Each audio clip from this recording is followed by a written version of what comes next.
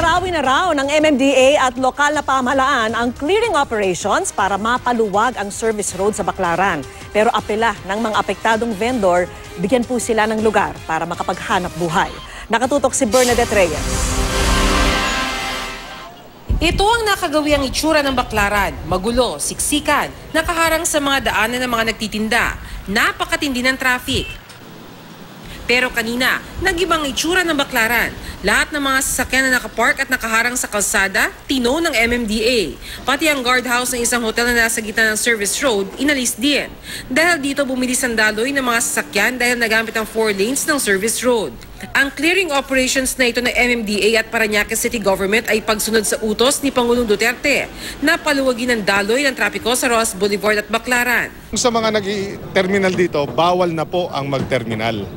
Hindi po ito lugar ng terminal. Lahat po na magka-terminal dito are illegal terminals. So tatanggalin po namin yan. We will allow areas for public utility vehicles that are legal, that have the franchise to pick and drop. So may loading bay din tayong ilalagay. Hindi rin nakaligtas sa mga nagtitinda sa kalsada. Pinaalis sila at pinangako ang may malilipatan namang pwesto. Pero tuto lang ilan sa mga vendor. Kaya nga po kami nagtitinda sa harapan ng simbahan, gaya ng Baclaran. Dinadayo ng mga tao kailangan, doon din ho kami.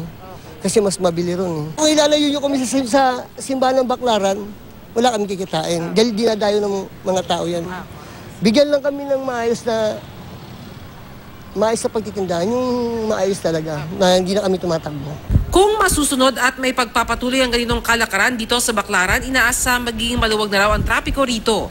Kahit patuwing araw daw ng Miyerkules na Novena Day sa Baclaran Church at Linggo kung saan dagsa ang mga nagsisimba. Bernadette Reyes, Nakatutok, 24 Oras.